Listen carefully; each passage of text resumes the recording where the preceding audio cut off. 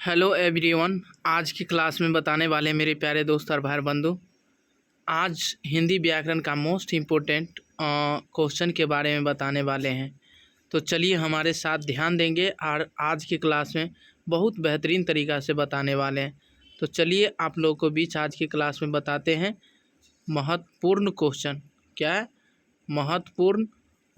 तो सबसे पहले ध्यान देंगे, आज जो बताएंगे वर्णमाला यानी अल्फ़ाबेट की परिभाषा, यानी वर्णमाला किसे, यानी वर्णमाला, ठीक है ना, की परिभाषा।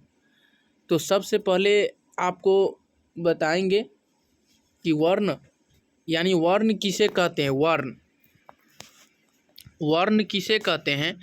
वर्ण उस मूलध्वनि को, वर्ण उस मूलध्वनि को कहते हैं जिसके खंड या टुकड़े नहीं किए जा सकते हैं, यानी नहीं किए जा सकते हैं, उन्हें ही क्या कहते हैं? वर्ण कहते हैं। उन्हें क्या कहते हैं?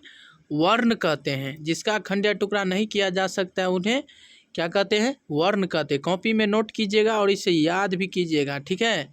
जैसे में आपको क्या होगा, अ, ई, व, च, आ, क, ख इत्यादि, ये सारे क्या हो गया, अ, ई, व और च, क, ये क्या हो गया, ये सारे वर्ण हैं, ठीक है। ये सारे क्या है? वर्ण है, ठीक है ना। चलिए अगला नंबर क्वेश्चन है आपका मोस्ट इम्पोर्टेंट यही का, कि वर्ण भाषा की सबसे छोटी इकाई है। क्या है? यानी वर्ण सबसे छोटी, यानी भाषा की सबसे छोटी इकाई क्या है? तो वर्ण को ही कहते हैं, ठीक है। और इसके और खंड नहीं किए जा सकते, और इसके खंड नहीं किए जा सकते हैं। उदाहरण के लिए यानी उदाहरण द्वारा मूल ध्वनियों यानी ध्वनियों को यहाँ स्पष्ट किया जा सकता है। यहाँ ध्वनियों को क्या किया जाता है? स्पष्ट किया जाता है, ठीक है ना। जैसे राम और गया में चार चार मूल ध्वनियाँ हैं, यानी ध्वनियाँ हैं जिनके खंड नहीं, यानी जिनके खंड नहीं किया जाता, यानी जिनके खंड नहीं किए जा सकते। जैसे र, आ, म जोड़ अ, यानी राम, ग जोड़ अ जोड़ य, पल यानी जोड़ आ यानी गाया, ठीक है। इन्हीं अखंड मूल ध्वनियों को वर्ण कहते हैं। इन्हें ही क्या कहते हैं? वर्ण कहते हैं। हर वर्ण की अपनी लिपि होती है, यानी हर वर्ण की अपनी अपनी क्या होती है? लिपि होती है। लिपि को वर्ण संकेत भी कहते हैं। लिपि को क्या कहते हैं? वर्ण संकेत। यदि आपको कह दिया जाए कि वर्ण संकेत किसे कहते हैं, ठीक है, वर्ण संकेत किसे कहते हैं, तो लिपि को वर्ण संकेत कहते हैं, ठीक है। और इन्हीं यानी हिंदी में 52 वर्ण होते हैं। यानी आपको कह दिया जाए कि हिंदी व्याकरण में वर्ण कितने होते हैं, तो 52 होते। कितने होते हैं? 52 होते। वर्ण कितने होते हैं? 52 होते हैं। नोट कर लीजिएगा और इसे याद कीजिएगा अच्छा तरीक़ा से, ताकि आपको आगे दिक्कत न हो। तो चलिए अगला नंबर क्वेश्चन पे ध्यान देंगे और इसे नोट भी करके याद कीजिए। मोस्ट इम्पोर्टेंट क्वेश्चन है वर्णमाला। वर्णमाला किसको कहते हैं? वर्णमाला किसे कहते हैं, ठीक है। तो आपको पूछ देगा कि वर्णमाला है क्या। मोस्ट भी आए क्वेश्चन। तो वर्णमाला यानी वर्णों के समूह को वर्णमाला कहते हैं। क्या कहते हैं? वर्णों के समूह को वर्णमाला कहते हैं। और एक जो होता है वर्णों के क्रमबद्ध समूह को वर्णमाला कहते हैं, ठीक है। तो वर्णों के समूह को क्या कहते हैं? वर्णमाला कहते हैं ना। और इसे हम ऐसे भी कह सकते हैं, किसी भाषा के समस्त वर्णों के समूह को, यानी ऐसे परिभाषा कर सकते हैं, किसी भाषा के समस्त वर्णों के समूह को क्या कहते हैं? वर्णमाला कहते हैं। क्या कहते हैं? वर्णमाला कहते हैं, ठीक है ना। समझ गए होंगे, उम्मीद करते हैं कि वर्णमाला किसे कहते हैं।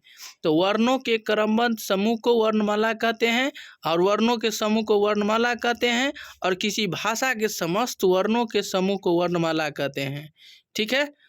चलिए, इसमें प्रत्येक भाषा की अपनी वर्णमाला होती है, यानी इसमें जो है ना वर्णमाला में, इसमें प्रत्येक भाषा की अपनी वर्णमाला होती हैं। जैसे हिंदी में अ आ ख ग, ठीक है ना, ये सारे क्या है, वर्णमाला है। क्या है, अ आ क ख, ये क्या है, सारे वर्णमाला है। चलिए, तो अगला नंबर इसमें भी आपको कह देगा कि अंग्रेजी में, जैसे हिंदी में तो अ आ क ख ग हो गया ना, और अंग्रेजी में ABCDE, ठीक है, A to Z हो गया। ये सारे ABCD क्या है, ABCDE FGHIJKLMNOPQ, ठीक है, ये सारे क्या है, वर्णमाला है। आपको कह दिया जैसे में A क्या है, वर्णमाला है, B क्या है, वर्णमाला है, C क्या है, वर्णमाला है, D क्या है, वर्णमाला है, E क्या है, वर्णमाला है, A क्या है, वर्णमाला है। ये सारे क्या है, वर्णमाला। चलिए, तो अगला नंबर बताइए मेरे प्यारे दोस्त, अब वर्ण के भेद, यानी वर्ण के भेद, यानी वर्ण कितने प्रकार के होते हैं, यानी हिंदी में भाषा, यानी हिंदी भाषा में वर्ण कितने प्रकार के होते हैं, यानी हिंदी भाषा में वर्ण कितने प्रकार के होते हैं। तो आपको बोलना होगा कि हिंदी भाषा में वर्ण जो होते हैं वो 2 प्रकार के होते हैं। कितने प्रकार के, वर्ण 2 प्रकार के होते हैं। वर्ण कितने प्रकार के होते हैं, 2 प्रकार के। तो कौन कौन, एक में जो है स्वरवर्ण यानी वोवेल, स्वरवर्ण क्या है, एक में क्या है स्वरवर्ण, और दूसरा क्या है व्यंजन वर्ण। क्या है, व्यंजन वर्ण, एक स्वरवर्ण और दूसरा व्यंजन वर्ण, यानी इसका इंग्लिश में स्वरवर्ण को वोवेल कहते हैं और व्यंजन वर्ण को कॉन्सोनेंट कहते हैं। क्या, ठीक है ना। चलिए, तो अगला नंबर क्वेश्चन पे ध्यान देंगे। सबसे पहले हम बताएंगे पहला कि स्वरवर्ण के बारे में। किसके बारे में बताएंगे, स्वरवर्ण के बारे में, यानी वोवेल के बारे में, ठीक है।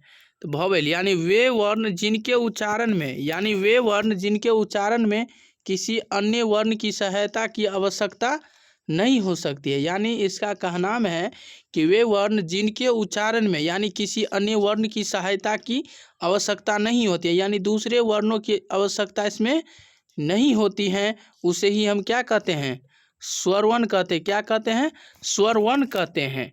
और इसके उच्चारण में, यानी स्वरवर्ण का उच्चारण में जो उपयोग होता है, कंठ तालु का उपयोग होता है। क्या क्या चीज़ का उपयोग होता है, जैसे स्वरवर्ण का उच्चारण में क्या क्या चीज़ का मतलब उच्चारण का उपयोग होता है, जैसे कंठ तालु का उपयोग होता है, जैसे जीभ होठ का नहीं, जीभ होठ का नहीं।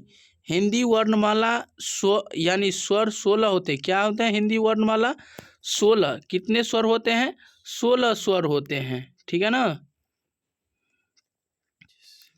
और जैसे में आपको हो जाएगा, इसमें जैसे में मोस्ट इम्पोर्टेंट है, जैसे में अ आ ई ख उ ए ऐ ओ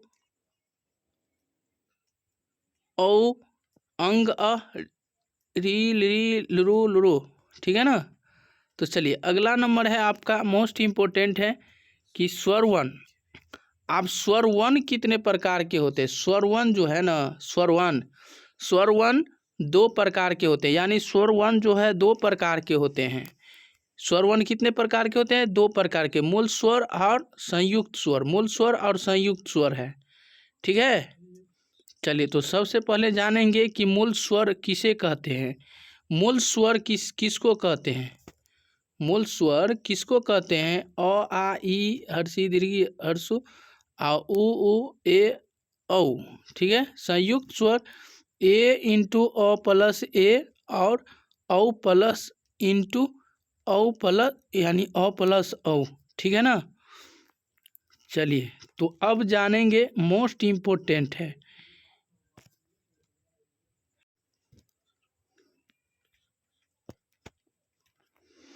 अब जो बताएंगे मोस्ट इम्पोर्टेंट कि मूल स्वर के कितने भेद होते हैं, यानी मूल स्वर के कितने भेद होते हैं। टोटल मूल स्वर को, यानी मूल स्वर के 3 भेद होते हैं, यानी हर स्वर, दीर्घ स्वर, लुप्त स्वर, ठीक है ना। क्या होगा, लुप्त स्वर हो जाएगा। तो चलिए, सबसे पहले जानेंगे हर स्वर किसे कहते हैं, यानी हर स्वर किसको कहते हैं, ठीक है ना। हर स्वर किसे कहते हैं, हर स्वर जो कहेंगे जिन स्वर यानी जिन स्वरों के उच्चारण में कम समय लगता है, यानी जिन स्वरों के उच्चारण में कम समय लगता है उसे हर स्वर कहते हैं। उन्हें क्या कहते हैं? हर स्वर कहते हैं। जैसे हर स्वर कितने प्रकार के होते हैं? 4 प्रकार के, ठीक है ना। कितने प्रकार के? 4 प्रकार के होते हैं। तो चलिए, यानी री की मात्रा जो के रूप में लगाई जाती है तथा उच्चारण री की तरह होती है, ठीक है ना। चलिए, दीर्घ स्वर किसे कहते हैं? वे स्वर जिनके उच्चारण में हर स्वर से दुगुना यानी समय लगता है, यानी अधिक समय लगता है, उसे दीर्घ स्वर कहते हैं। सरल शब्दों में स्वर यानी स्वरों का उच्चारण में अधिक समय लगता है, उन्हें दीर्घ स्वर कहते हैं। दीर्घ स्वर 7 होते हैं, ठीक है। दीर्घ स्वर कितने होते हैं? 7 होते हैं। दीर्घ स्वर 2 शब्दों के योग से बनते हैं। जैसे आ, जैसे अ प्लस अ क्या हो गया? आ बन गया, ठीक है ना। तो चलिए मेरे प्यारे दोस्त, उम्मीद करते हैं कि आप लोग बहुत अच्छा से समझ गए होंगे। तो चलिए इससे अगले वीडियो में फिर मिलेंगे। आज के इतना ही, तब तक के लिए बने रहे। इससे अगले वीडियो फिर मिलेंगे, तब तक के लिए।